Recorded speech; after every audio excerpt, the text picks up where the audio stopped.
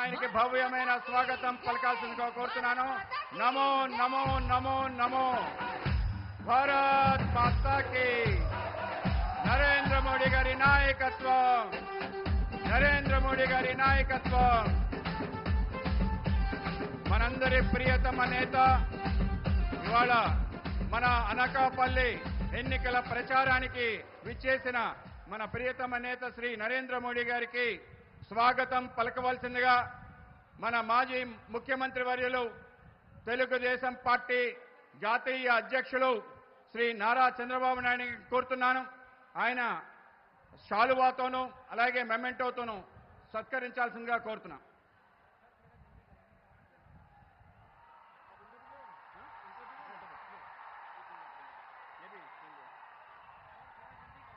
भारत माता की जय, भारत माता की जय. ఇప్పుడు జనసేన తరఫున శ్రీ కొనదల నాగబాబు గారు, ఆ రాష్ట్ర ప్రధాన కార్యదర్శి శ్రీ ప్రధానమంత్రి నరేంద్ర మోడీ గారికి స్వాగతం పలుకుతారు.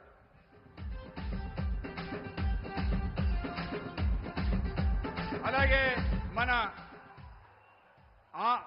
అనకాపల్లి పార్లమెంట్ సభ్యులు శ్రీ సీఎం రమేష్ గారు ప్రధానమంత్రికి మన ఏటి కొప్పాక టాయ్ ఏదైతే మన జిల్లాకి 1 డిస్ట్రిక్ట్ 1 టాయ్గా ఎన్నిక కాబడ్డ మనందరికీ ఇంట్లో అలరిస్తున్న ఏటి కొప్పాక బొమ్మల్ని, అలాగే అనకాపల్లి అంటే బెల్లం, బెల్లం అంటే అనకాపల్లి కనుక ఆ బెల్లం దిమ్మని అలాగే దుస్వాలతో సత్కరించాల్సిందిగా కోరుతున్నాను.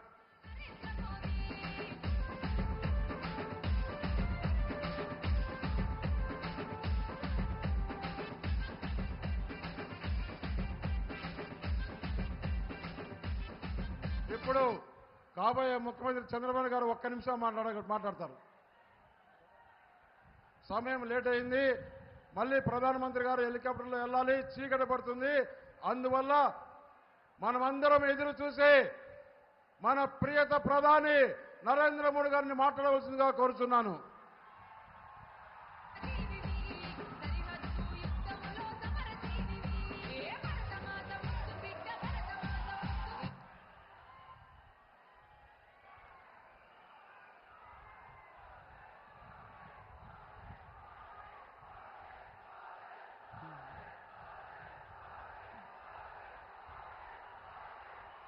भारत माता की, भारत माता की, జై. भारत माता की. నా ఆంధ్ర కుటుంబ సభ్యులందరికీ नमस्कारम. मैं नुकालम्मा देवी को प्रणाम करता हूं. कल अल्लूरी सीताराम राजू जी की पुण्यतिथि है. 2 वर्ष पहले भीमावरम में मुझे उनकी प्रतिमा के अनावरण का सौभाग्य मिला था. मैं आज अनकापल्ली की धरती से उन्हें अपनी श्रद्धांजलि देता हूं. నేను ముందుగా నూకాలమ్మ తల్లికి ప్రణామాలు తెలియజేస్తున్నాను. రేపు అల్లూరి సీతారామరాజు గారి పుణ్యతిథి వర్ధంతి. నేను 2 సంవత్సరాల క్రితం భీమవరంలో ఆయన విగ్రహాన్ని ఆవిష్కరించే సౌభాగ్యం కలిగింది. ఈరోజు నేను అనకాపల్లి భూమి నుండి ఆయనకి శ్రద్ధాంజలి ఘటిస్తున్నాను. साथियों, मैं सबसे पहले आपकी क्षमा मांगता हूं क्योंकि मुझे 6:15 बजे टेक ऑफ करना है, तो चंद्रबाबू जी मेरे जाने के बाद बोलेंगे और हम सब उनको सुने बिना जाएंगे नहीं. అందరూ కూడా ముందుగా నన్ను క్షమించాలి. నేను 5:45కి ఇక్కడి నుంచి వెళ్ళిపోవాలి. నేను వెళ్ళిపోయిన తర్వాత మీ అందరూ కూడా ఇక్కడే ఉండాలి. మన ప్రియతమ నేత చంద్రబాబు నాయుడు గారి యొక్క మాటలు మీరందరూ వినాలని మీ అందరికీ విజ్ఞప్తి చేస్తున్నాను. साथियों, अनकापल्ली में बेल्लम और तेलुगु दोनों की अद्भुत मिठास है. 4 जून को ये मिठास और बढ़ने वाली है. आंध्र प्रदेश में एनडीए की सरकार बनेगी और दिल्ली में भी एनडीए का परचम लहराएगा. डबल इंजन सरकार यहां के विकास को नई ऊंचाई पर ले जाएगी.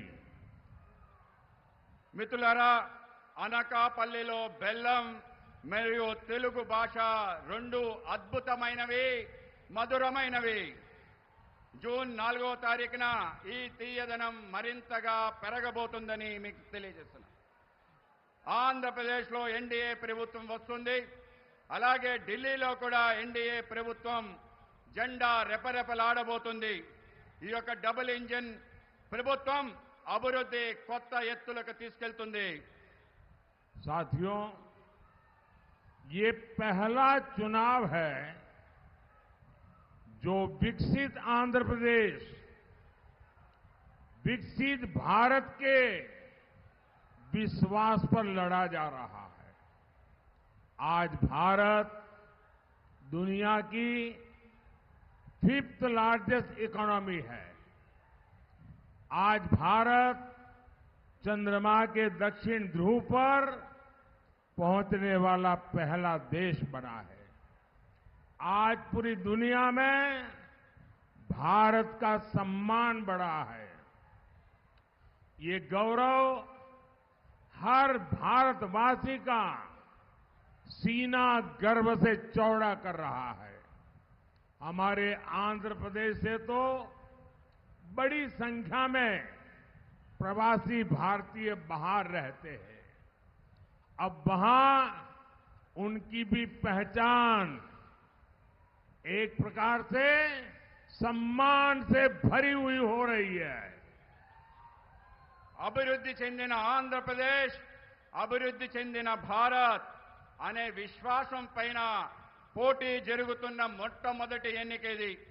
ఈరోజు భారత్ ప్రపంచంలోనే 5వ అతిపెద్ద ఆర్థిక శక్తిగా ఆవిర్భవించింది. ఈరోజు చంద్రమండలం దక్షిణ ధ్రువంపై మొట్టమొదటిసారి చేరిన దేశంగా భారతదేశం అవతరించింది. ఈరోజు మొత్తం ప్రపంచంలోనే భారతదేశం యొక్క గౌరవం పెరుగుతుంది. ఈ గౌరవం ప్రతి భారతీయుడు ఛాతీ గర్వంతో ఉప్పొంగేలా చేస్తుంది. మన ఆంధ్రప్రదేశ్ నుండి అనేక మంది ప్రవాస భారతీయులు అధిక సంఖ్యలో బయట నివసిస్తున్నారు. ఇప్పుడు అక్కడ వాళ్ళకి గుర్తింపు, గౌరవం దక్కుతుంది. साथियों, पहले नेता वोट मांगने जाते थे तो जनता काम का हिसाब पूछती थी, लेकिन अब मोदी हिसाब देता है और जनता मुहर लगाती है.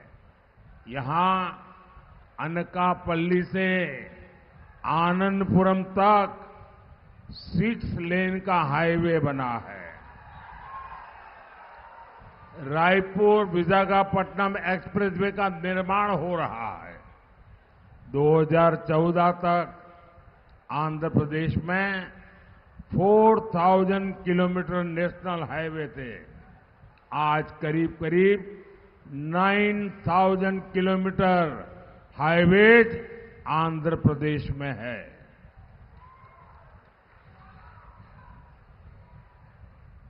మిత్రులారా, ఇంతకుముందు నాయకులు ఓట్లు అడిగితే ప్రజలు వాళ్ళని చేసిన పనుల యొక్క చిట్టా అడిగేవారు.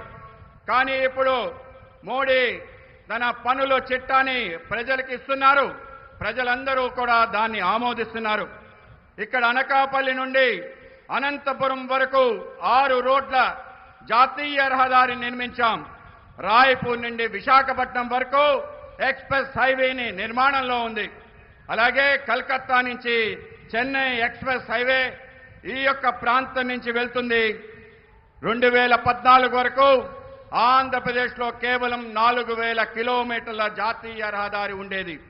ఇవాళ 8000 కిలోమీటర్ల జాతీయ రహదారి ఆంధ్రప్రదేశ్లో ఉంది. ఆ విధంగా మారిందని మీకు తెలియజేస్తున్నాను. साथियों, केंद्र की एनडीए सरकार आंध्र प्रदेश के युवाओं के लिए काम कर रही है. यहां IIITDM Kurnool, IIT Tirupati, Eicher Tirupati जैसे संस्थान बन गए हैं. विशाखापट्टनम में IIM की स्थापना हुई है. यहां युवाओं के लिए पेट्रोलियम यूनिवर्सिटी खोली गई है. पुदीमड़ाका में ग्रीन एनर्जी पार्क को भी मंजूरी दी गई है. नक्कापल्ली में बल्क ड्रग पार्क शुरू करने के लिए 1000 करोड़ की मदद दी गई है. इससे यहां निवेश बढ़ेगा और फार्मा सेक्टर में रोजगार पैदा होगा. మిత్రులారా, కేంద్రంలో ఉన్న ఎన్డీఏ ప్రభుత్వం ఆంధ్రప్రదేశ్ యువత కోసం పనిచేస్తుంది. ఇక్కడ IIIT Kurnool, IIT, IISR Tirupati అటువంటి సంస్థలు స్థాపించడం జరిగింది. విశాఖపట్నంలో IIM స్థాపించబడింది. ఇక్కడ యువకుల కోసం పెట్రోలియం విశ్వవిద్యాలయం ప్రారంభించబడింది. పూడిమడకలో గ్రీన్ ఎనర్జీ పార్క్ ఆమోదించబడింది. నెక్కపల్లిలో బల్క్ డ్రగ్ పార్క్ ప్రారంభించేందుకు 1000 కోట్ల సాయం అందించడమైంది. దీనివల్ల ఇక్కడ పెట్టుబడులు పెరుగుతాయి మరియు ఫార్మా రంగానికి ఉపాధి లభిస్తుంది. साथियों, अगर केंद्र सरकार आंध्र प्रदेश में इतना काम कर सकती है तो वाईएसआर कांग्रेस, उनकी सरकार क्यों नहीं कर सकती? बीजेपी का मंत्र है डेवलपमेंट, डेवलपमेंट, डेवलपमेंट.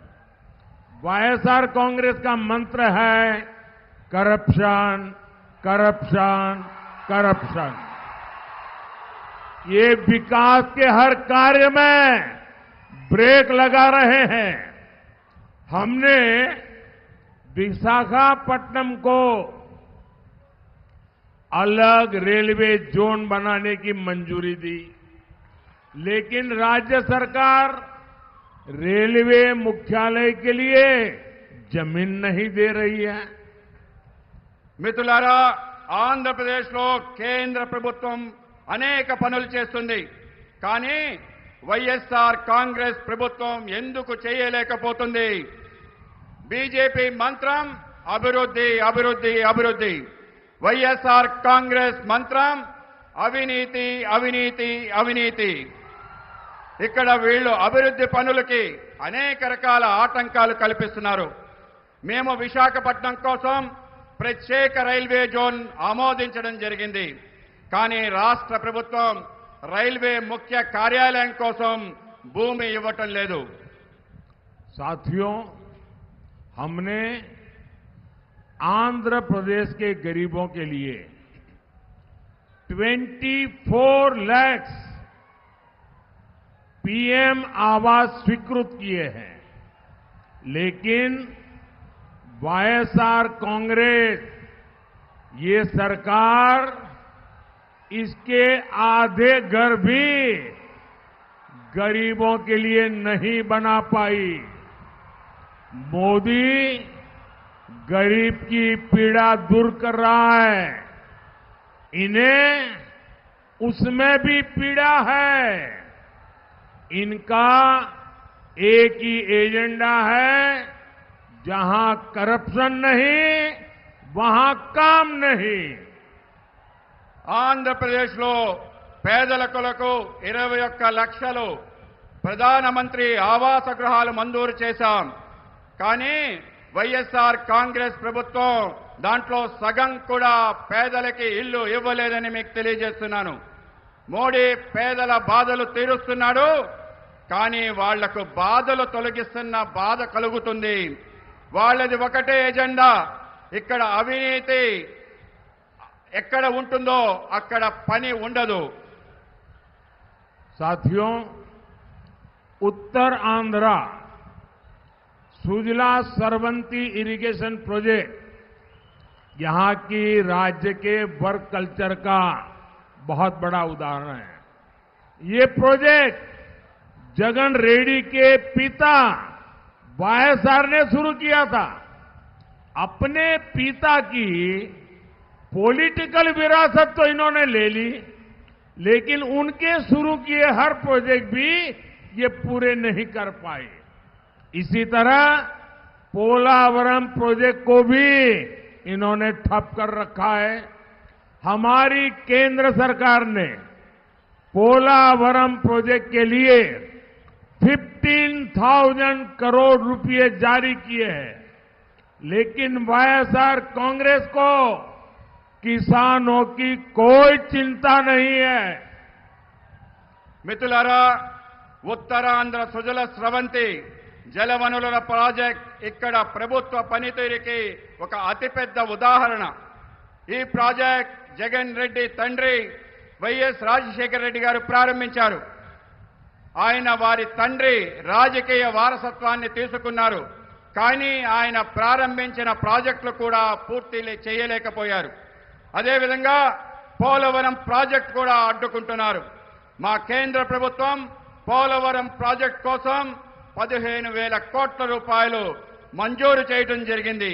కానీ వైఎస్ఆర్ ప్రభుత్వానికి రైతుల గురించి పట్టింపే లేదు.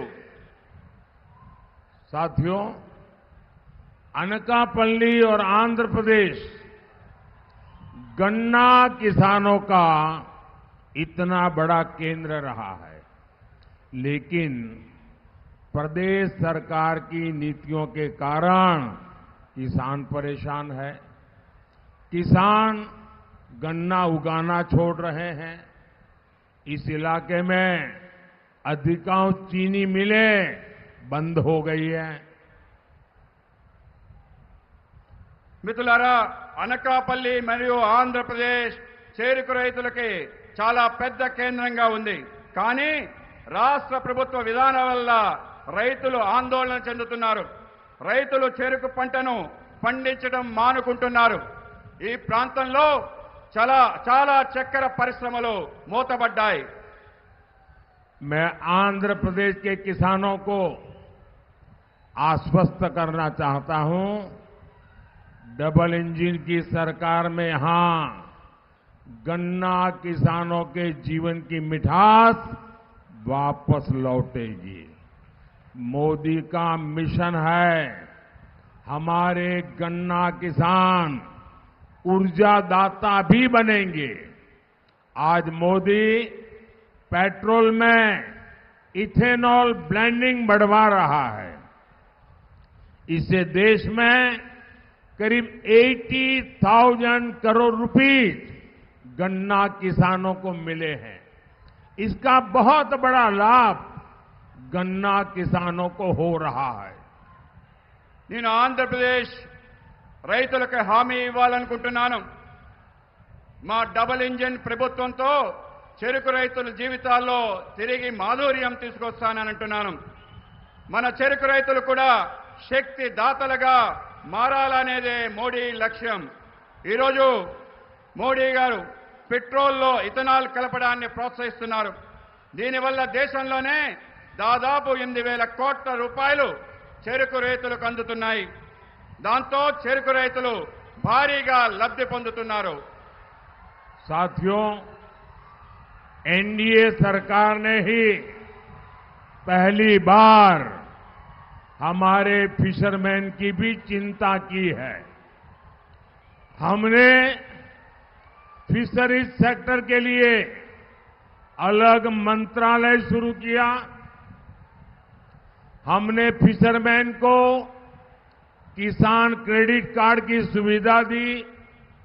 बीजेपी ने अपने संकल्प पत्र में गारंटी दी है कि फिशरीज सेक्टर से जुड़े भाई बहनों के लिए बीमा कवरेज बढ़ाया जाएगा। हम फिशरीज से जुड़े प्रोडक्शन और प्रोसेसिंग क्लस्टर भी बढ़ाएंगे। हम फिशरमैन की आय बढ़ाने के लिए ऑर्गेनिक सीवीड की खेती को भी बढ़ावा देंगे। మిత్రులారా, ఎన్డీఏ ప్రభుత్వం తొలిసారిగా మత్స్యకారుల కోసం ఆలోచించింది. మేము మత్స్యకార రంగాని కోసం ప్రత్యేకమైన మంత్రిత్వ శాఖని ప్రారంభించాం. మేము మత్స్యకారులకు కిసాన్ క్రెడిట్ కార్డ్ సౌకర్యాన్ని కల్పించాం. మత్స్యకార రంగంలో అనుబంధం ఉన్న మత్స్యకార సోదరుమణులకు బీమా పరిధిని పెంచాం. బీజేపీ మేనిఫెస్టోలో మోడీ గ్యారంటీలో హామీ ఇచ్చాం.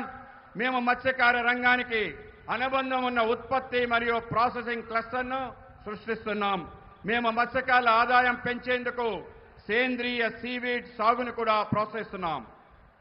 साथियों, आज आंध्र प्रदेश के लोग कह रहे हैं कांग्रेस गई, वाईएसआर कांग्रेस आई, लेकिन फायदा कुछ नहीं हुआ।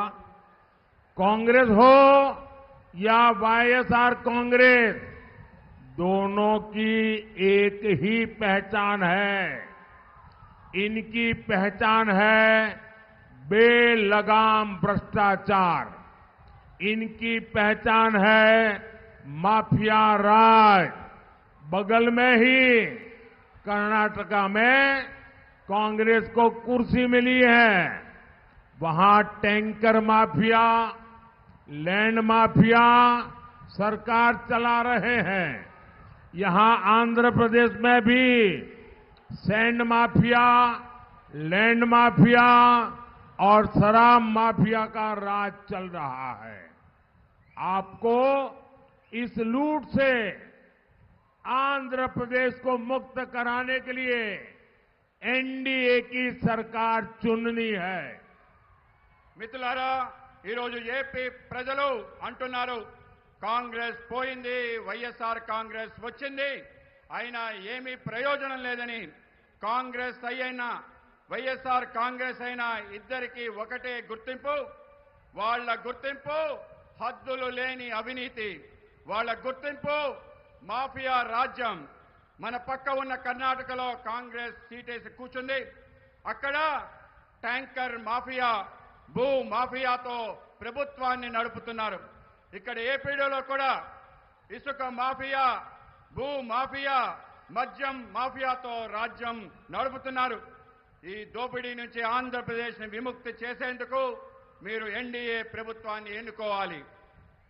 साथियों, कांग्रेस और वाईएसआर कांग्रेस दोनों ने तुष्टीकरण की राजनीति से आंध्र प्रदेश की संस्कृति को बहुत नुकसान पहुंचाया है। कांग्रेस ने तो अयोध्या में राम मंदिर का खुला बहिष्कार किया था। आज आंध्र प्रदेश में मंदिरों को नुकसान पहुंचाया जा रहा है। मैं आपको विश्वास दिलाता हूं, एनडीए सरकार आएगी और आंध्र प्रदेश की संस्कृति पर हो रहे हमलों पर भी लगाम लगाएगी। మిత్రులారా, కాంగ్రెస్ మరియు వైఎస్ఆర్ కాంగ్రెస్ రెండు కూడా సంతుష్టీకరణ రాజకీయాల కారణంగా ఆంధ్రప్రదేశ్ సంస్కృతిపై పెద్ద ఎత్తున నష్టం చేకూరుతుంది. కాంగ్రెస్ అయోధ్యలో రామమందిర ఆహ్వానాన్ని బహిరంగంగా తిరస్కరించింది. ఆంధ్రప్రదేశ్లో దేవాలయాలపై దాడులు జరుగుతున్నాయి. మీకు నేను విశ్వాసాన్ని కలిగిస్తున్నాను, ఎన్డీఏ ప్రభుత్వం వస్తుంది. ఆంధ్రప్రదేశ్ సంస్కృతిపై జరుగుతున్న దాడులు పూర్తి స్థాయిలో ఆపుతామని హామీ ఇస్తున్నాను. साथियों, 13 मई को आपका वोट देश और आंध्र प्रदेश का भविष्य तय करेगा। अनकापल्ली से NDA candidate Shri CM Ramesh, Visakhapatnam से श्री मुथुकुमिल्ली भारत जी, अरकू से श्रीमती कोथापल्ली गीता जी और विजयनगरम से श्री कली शेट्टी अप्पल नायडू जी, उनको भारी वोटों से जिता करके दिल्ली भेजिए। इनका जीतना मोदी को मजबूत करेगा और आप जब इनको वोट देंगे वो वोट सीधा सीधा मोदी के खाते में जाएगा। साथ ही मेरा अनुरोध है, विधानसभा चुनाव के लिए भी हमारे जो एनडीए के साथी हैं, जो विधायक के नाते चुनाव लड़ रहे हैं, उनको भी भारी मतों से विजयी बनाइए। మిత్రులారా, మే 13న మీ ఓటు దేశం మరియు ఆంధ్రప్రదేశ్ భవిష్యత్తు నిర్ణయిస్తుంది. అనకాపల్లిలో ఎన్డీఏ అభ్యర్థిగా శ్రీ సీఎం రమేష్ గారు పోటీ చేస్తున్నారు. విశాఖపట్నం ఎన్డీఏ అభ్యర్థిగా శ్రీ భరత్ గారు పోటీ చేస్తున్నారు. అరకు పార్లమెంట్ అభ్యర్థిగా శ్రీమతి కొత్తపల్లి గీత గారు పోటీ చేస్తున్నారు. విజయనగరం అభ్యర్థిగా శ్రీ కలిశెట్టి అప్పలనాయుడు గారు పోటీ చేస్తున్నారు. మీ ఓట్లు భారీ మెజార్టీతో పార్టీని గెలిపిస్తే తిన్నగా ఢిల్లీలో మోడీ గారిని బలపరుస్తుందని తెలియజేస్తున్నాను. మీ అందరి ఓటు నేరుగా నాకు చేరుతుంది. దీంతో పాటు ఈ యొక్క నా అభ్యర్థన, ఈరోజు శాసనసభ ఎన్నికల్లో పోటీ చేస్తున్న ఎన్డీఏ అభ్యర్థులందరినీ కూడా మీరు భారీ మెజార్టీతో గెలిపించాలని మేము అందరినీ కోరుతున్నాను. अच्छा, आप लोग मेरा एक काम करेंगे, आप लोग मेरा एक काम करेंगे। మీరందరూ కూడా నాకు ఒక పని చేస్తారా? మీరందరూ నాకు ఒక పని చేస్తారా? अगर मेरा एक काम करने वाले हैं तो दो हाथ ऊपर करके बताइए, करेंगे? అందరూ కూడా చేతులెత్తి చెప్పండి, చేస్తాను చేస్తానని చెప్పండి.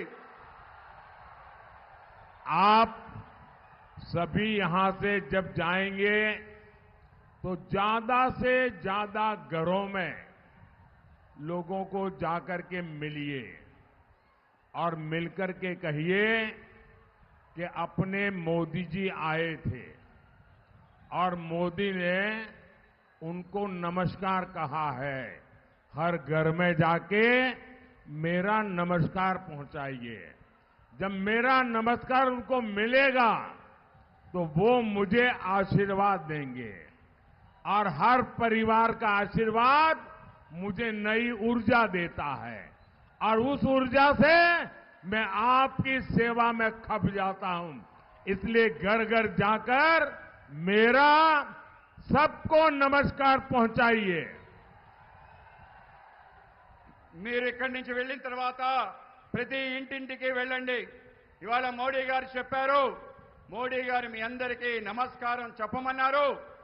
మీరందరూ కూడా అక్కడికి వెళ్ళి నా నమస్కారాలు చెప్పండి. వాళ్ళు నమస్కారం నా నమస్కారం వాళ్ళకి ఇస్తే వాళ్ళు నాకు ఆశీర్వాదం ఇస్తారు. వాళ్ళ ఆశీర్వాదం వల్ల నాకు మరింత శక్తి వస్తుంది. వాళ్ళ శక్తి కారణంగా మరింతగా మీకు సేవ చేసే అవకాశం నాకు దక్కుతుంది. ఆ విధంగా నేను సేవ చేసే అవకాశాన్ని కల్పించండి. मेरी बहुत इच्छा थी कि मैं चंद्रबाबू को सुनूं, लेकिन मुझे कल मेरा वोटिंग है गुजरात में और मुझे आज रात को गांधीनगर पहुंचना है और इसलिए मुझे निकलना पड़ेगा। मैं सभी एमएलए कैंडिडेट उनको रिक्वेस्ट करता हूं आगे आने के लिए। सभी एमएलए कैंडिडेट, सभी एमपी कैंडिडेट और बाबू और हमारे, आप सब मेरे साथ बोले भारत माता की, भारत माता की జై. बहुत बहुत धन्यवाद। बहुत बहुत धन्यवाद. भारत माता की जय, भारत माता की जय।